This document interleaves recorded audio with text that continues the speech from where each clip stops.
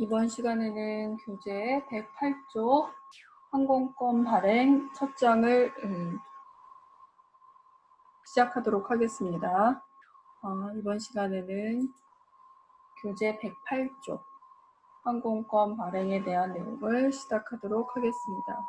먼저 이티켓에 대해서 설명하도록 할게요. 우선 이티켓이라고 하는 거는 여러분 많이 들어봤을 것 같아요. 그리고 또 여행을 많이 다닌 학생들은 이티켓, 항공권을 보통 이티켓이라는 표현으로 많이 이야기를 하는데, 전자항공권을 보통 우리가 이티켓이라는 표현으로 이야기를 많이 합니다. 그래서 일렉트로닉 티켓의 약자에서 이티켓이라는 표현을 쓰고, 예전에는 종이 항공권을 이제 승객들, 고객들한테 배포했는데, 요즘에는 다 이메일로 이 전자항공권을 발급하게 돼 있죠. 그래서 실질적으로 종이 항공권은 요즘에는 거의 사용하지 않는다라고 보시면 되는데, 완벽하게 없어졌다라고는 할 수는 없어요.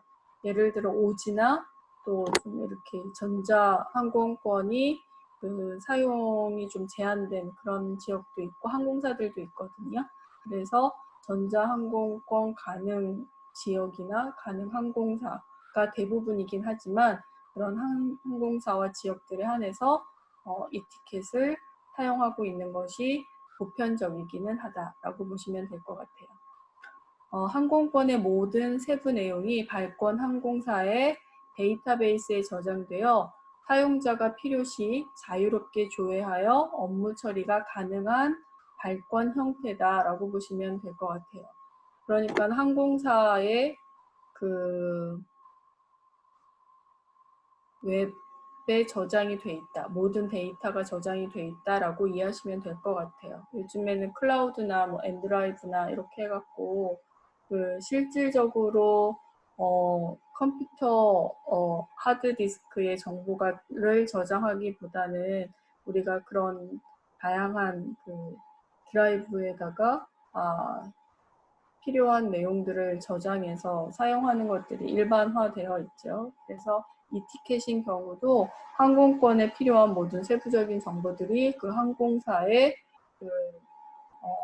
웹서버에 저장이 되어 있다라고 보시면 되고, 그 예약 코드만 있다라고 한다면 그 내용들을 자유롭게 조회해서 업무 처리가 가능할 수 있도록 발행한 항공권을 전자항공권이라고 한다라고 여러분들이 이해하시면 될 것 같습니다. 항공권의 유효기간을 살펴보도록 할게요. 이 항공권의 유효기간에 대해서는 여러 번 이야기를 했던 것 같아요. 그런데 시험에는 한 번도 아직까지는 출제된 적이 없지만, 이번 학기에는 이 항공권 유효기간에 대해서 아마 시험이 출제가 될 겁니다. 실질적으로 항공권의 유효기간은 되게 중요하거든요. 우선은 항공권의 유효기간에 대한 개념부터 먼저 살펴보도록 하죠. 국제선 항공권의 유효기간은 적용 운임을 기준으로 정해진다. 국제선 항공권의 유효기간은 적용 운임을 기준으로 정해진다. 이게 무슨 말이냐면 한 달짜리 운임인지 6개월짜리 운임인지 석 달짜리 운임인지 보름짜리 운임인지, 이렇게 운임의 종류에 따라서 각기 항공권의 유효기간이 다르게 정해진다라고 이해하시면 될 것 같아요. 근데 이제 정상운임이라고 하면, 정상운임, 우리가 지난 학기에 항공운임의 종류 3가지 배웠거든요. 정상운임, 특별운임, 할인운임. 정상운임, 특별운임, 할인운임.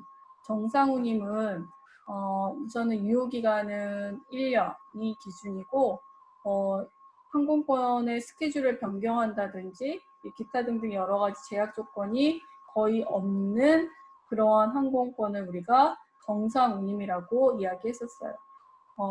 그렇게 제한 조건이 없다라는 건 아무래도 운임이 비싸다, 높을 수밖에 없죠. 동일한 구간이라고 했을 때. 특별운임이라고 하는 거는 일정한 기간에 따라서 여러 가지 제한 조건을 두고 운임을 조금 저렴하게 이용할 수 있도록 판매되는 항공권을 특별운임, 항공권이라고 이야기하죠. 할인 항공권, 할인 운임이라고 하는 거는 신분에 따라 할인을 받는 운임을 할인 운임이라고 이야기해요. 예를 들어 child, 그 다음에 infant, 그 다음에 학생, 그 다음에 승무원, 항공사 승무원이나 배선원이나 뭐 이 기타 등등 여러 가지 신분에 따라서 할인을 받는 그런 운임을 할인 운임이라고 이야기했습니다. 그래서 운임의 종류는 정상운임, 특별운임, 할인운임 이렇게 구분이 되고, 정상운임의 경우에는 항공권, 이게 좀 잘 기억을 하셔야 되는 굉장히 중요한 내용 중에 하나죠. 그렇죠? 스탬프를 이렇게 찍었던 것 같은데 왜 안 찍히죠? 찍혔네요. 정상운임의 경우는 첫 구간은 항공권 발행일로부터 1년이며 나머지 구간은 첫 구간 사용일로부터 1년이다. 이게 무슨 말이냐면 예를 들어서 서울에 12월 1일 날 서울에서 파리를 갔다가 돌아오는 건 오픈으로 아직 정하지 않은 상태에서 왕복으로 항공권을 티켓팅을 했다고 가정을 해볼게요. 그러면 출발일이 12월 1일이죠. 네, 그러면 만약에 첫 구간에 제대로 출발을 했어요. 12월 1일에 출발했어요. 2020년. 그러면 돌아오는 건 언제까지 사용하면 되냐면 2021년 12월 1일까지는 사용해야 된다라는 뜻이에요. 첫 구간을 사용을 했을 때는 나머지 구간에 대해서는 첫 구간 사용한 날로부터 1년. 근데 12월 1일 날 예약을 했다가 사정이 있어서 못 갔어요. 그래서 못 갔을 경우에는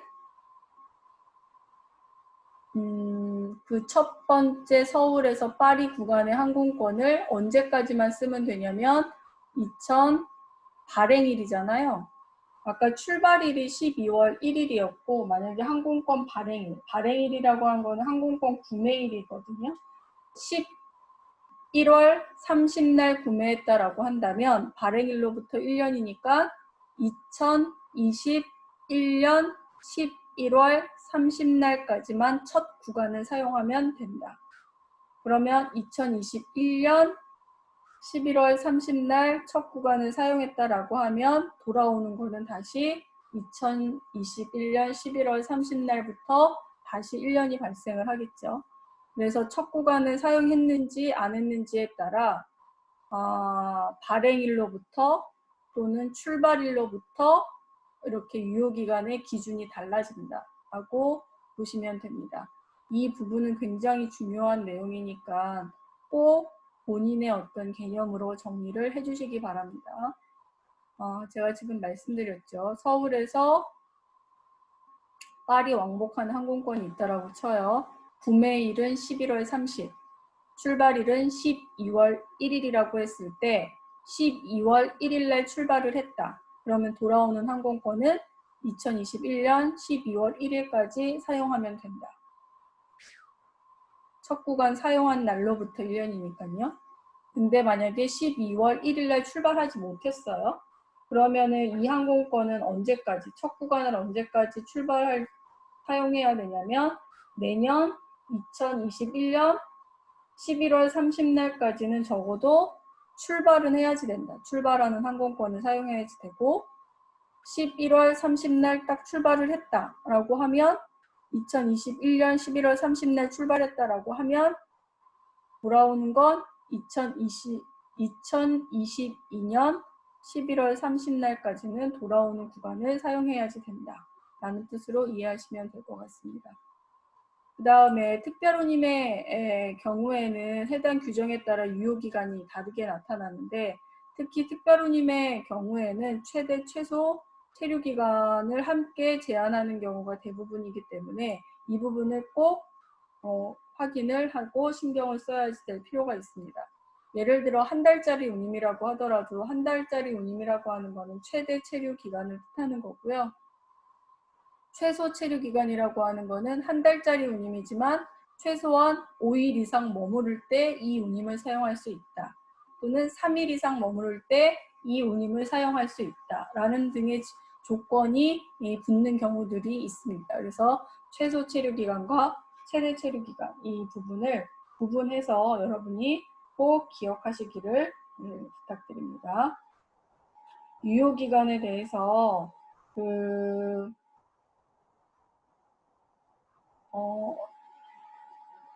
여러분들이 여러분들의 개념으로 꼭 정리해서 이해를 하실 필요가 있습니다. 그 다음에 그 유효기간 계산 방법이 이제 밑에 나와 있네요. 한번 살펴볼까요? 유효기간 계산 방법.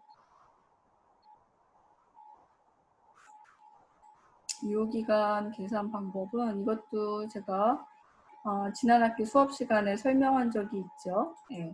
만약에 15일의 유효기간이다. 그럼 5월 10날 출발해서 15일을 어떻게 계산하냐면 더하기 15를 그냥 하시면 돼요. 그래서 5월 25일까지 유효하다라고 보시면 됩니다. 3개월 유효기간의 운임이라고 봤을 때는 우선 한번 볼게요.